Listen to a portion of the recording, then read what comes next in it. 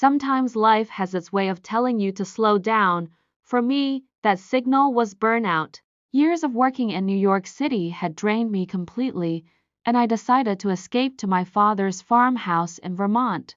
It was a quiet, cozy place perfect for regaining my strength. The green hills, the old barn, and a horse named Ridge, known as the wild spirit of the farm, made it special. My father used to say Ridge couldn't be tamed, and I felt like the stubborn stallion reflected something of myself. 2 weeks after I moved, time passed peacefully and uneventfully. I settled in, read books, and occasionally worked in the garden. But that tranquility was interrupted by the arrival of my nephew, Luke. We hadn't seen each other in 5 years, and my memories of him were of an awkward teenager who never missed a chance to tease me about my love for coffee. When I saw who was standing on the porch, I was momentarily speechless. Before me stood a tall, confident young man with a slight smirk and a gaze that seemed to say, "I've seen things." "Aunt Megan, are you going to let me in? Or should I sleep in the rain?" he quipped. We both laughed, and the awkwardness of the moment vanished. Luke was nothing like I'd expected, and that unsettled me. He wasn't a teenager anymore. He was a man with a broad smile and an inner strength that was hard to ignore. Later that day, Luke noticed Rich standing near the barn, as if guarding the farm. "Is that your horse?" he asked, glancing at the stallion. "More like he belongs to himself," I replied with a shrug. Rich doesn't trust anyone, but Luke took it as a challenge. By evening, he was at the barn with an apple in hand, whispering softly to the horse, who didn't even think about backing away. I watched from a distance, amazed at his patience. Something about this young man had changed in the years since I'd last seen him. He was confident without arrogance, kind yet reserved. "He trusts you," I said as I approached. "Maybe because I know what it's like to be untrusting," he replied with a smile. There was truth in his words. Luke had come here to find himself, and I could feel it with every moment we spent together. That night, we talked until late, sitting on the porch. I learned he had graduated from college but had no idea what to do next. He felt lost. But here, in this quiet place, it seemed like he was beginning to find some clarity. The next morning, I woke up to see him at the barn again, offering Rich another apple. The stallion took a few steps forward and accepted the treat. It was the beginning of a bond that I couldn't quite explain. Something told me this summer would bring more changes than I could have ever imagined. The sun was high in the sky, bathing the green fields of the farm in golden light. It was the perfect day to venture out into nature. Luke insisted that we take Ridge out for a walk. I hesitated. The stallion was known for his unpredictable nature, and I didn't want anything to go wrong, but Luke was persistent. He bridled the horse with confidence and led him through the gate while I walked alongside, keeping a close eye on every movement. "Still don't trust me?" he asked, glancing back over his shoulder. "I trust you," I shrugged, "but Ridge is another matter entirely." He smiled, and there was something disarming in that smile. Luke walked with ease, exuding confidence, seemingly unbothered by the way Ridge's powerful muscles tensed with every step. We crossed a small meadow and stopped at the edge of a field with tall grasses. Luke tied Ridge to a tree, and the horse began peacefully grazing, clearly enjoying the company. "Now it's your turn," he said, handing me the reins. "Are you joking?" I looked at him incredulously. "No. If you want to know Ridge, you have to get closer." I sighed and took the reins. As I approached the stallion, I felt his powerful breath against my hand. He turned his head toward me, his gaze calm and patient, as if saying, "Try me, I don't bite. See? He's not so bad," Luke said, leaning against a tree. We spent an hour there. I fed Ridge apples and laughed at how he managed to be both elegant and stubborn at the same time. Meanwhile, Luke shared stories from his childhood, how he built tree houses in the woods or raced bikes with friends. His voice was deep and steady, his words flowing like the warm summer day. When the sun began to set, we decided to head back. Luke suggested taking a shortcut through a narrower path. Suddenly, Ridge was startled by a loud noise. He jerked his head, and the reins slipped from my hands. I lost my balance and fell into the grass. Luke rushed to help me up. Are you okay? His voice was worried but gentle. Just a little shaken, I replied, trying to smile. Our eyes met. His hands were still holding me, and for a moment, time seemed to stop. The wind rustled through the grass. Rich stood calmly nearby, and my heart was racing. Luke leaned in slightly, and I realized I couldn't look away. His lips brushed mine, a light, fleeting kiss. It was so unexpected yet felt so right. The kiss lasted only a second but left an impression that something had shifted. I'm sorry, he whispered, looking away. Don't be, I said, feeling warmth spread through me. We said nothing more.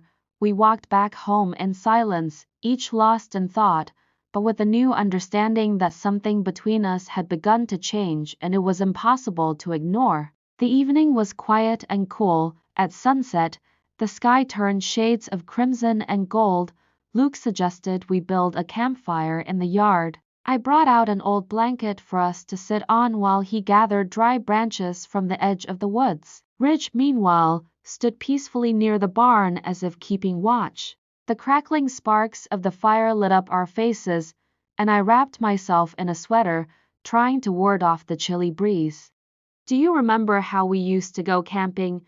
Luke asked suddenly, tossing another branch into the fire. Of course, I smiled at the memory. Your mom always banned you from getting near the fire, and yet you always found a way to break the rules. And you were always on my side, he noted, giving me a warm look. It feels like you were the only one who ever understood me. His words struck a chord. In the silence that followed, something new hung in the air, something I couldn't quite name but felt acutely. Luke leaned back against a wooden beam, and I watched the firelight dance across his face. He looked both confident and vulnerable at the same time, and for some reason, that moved me deeply. Have you ever felt like your life isn't really your own? He suddenly asked, staring into the fire. All the time, I admitted. Sometimes it feels like I'm just running from something, though I don't even know what it is. What if you're not running? His voice was quiet, almost a whisper, but every word resonated deeply. What if you're just searching for the right place? My thoughts tangled. This wasn't just a conversation between two relatives. There was meaning in Luke's words that I couldn't ignore. The wind picked up, and I instinctively pulled the blanket tighter around myself, but Luke suddenly moved closer. You deserve more than just running, Megan, he said, looking straight into my eyes. You deserve to be happy.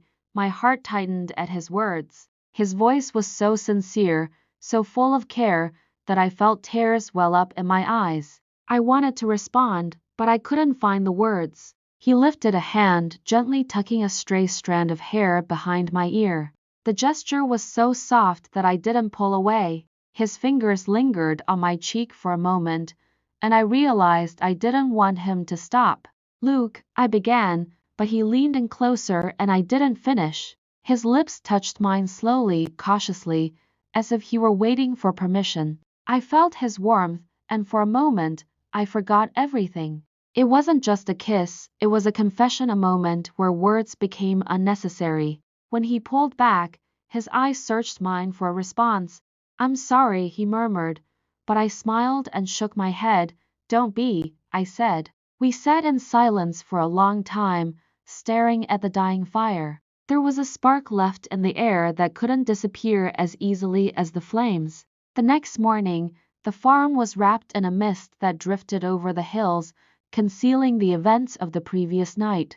I stood by the kitchen window with a cup of coffee, trying to process what had happened by the campfire.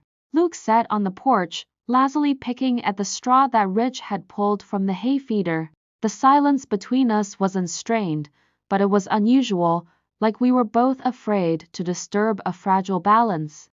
The quiet, however, was broken by the loud barking of our dog, Jake. He ran toward the road where a dark figure suddenly appeared. The person walked with purpose, and after a moment, I recognized him. Trevor, an old friend of Luke's, had unexpectedly come for a visit. Well, this is a surprise, Luke muttered, standing up to greet him. Trevor approached, his eyes scanning the yard with a mix of curiosity and tension. After shaking hands, he nodded toward me with a polite, if reserved, smile. I thought I'd drop by. You mentioned you'd be here, he explained, his gaze lingering on me for a moment too long.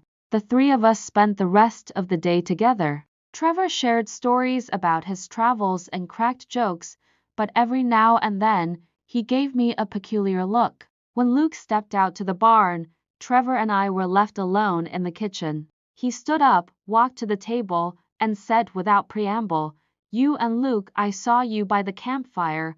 My heart skipped a beat. What exactly did you see? I asked, trying to keep my voice steady, enough to know you're close. I didn't know how to respond. The words caught in my throat, and his gaze felt cold. I won't say anything, he added. But Megan, this could end badly. You know that, don't you? That evening, Trevor left, leaving behind a heavy silence. When Luke returned, I told him everything. He stayed calm, but I saw a spark of determination in his eyes.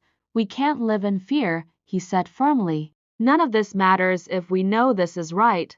We stood on the porch for a long time, watching the stars disappear behind clouds.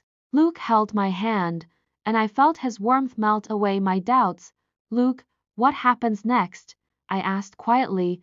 What happens next? He smiled, more confidently than I'd ever seen him. We live the way we want.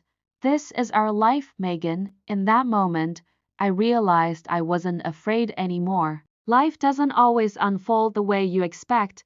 Sometimes it throws unexpected twists your way, and sometimes it brings the right people into your life at the right time. Trevor might have been a threat, but his words only solidified our resolve to fight for what we'd found.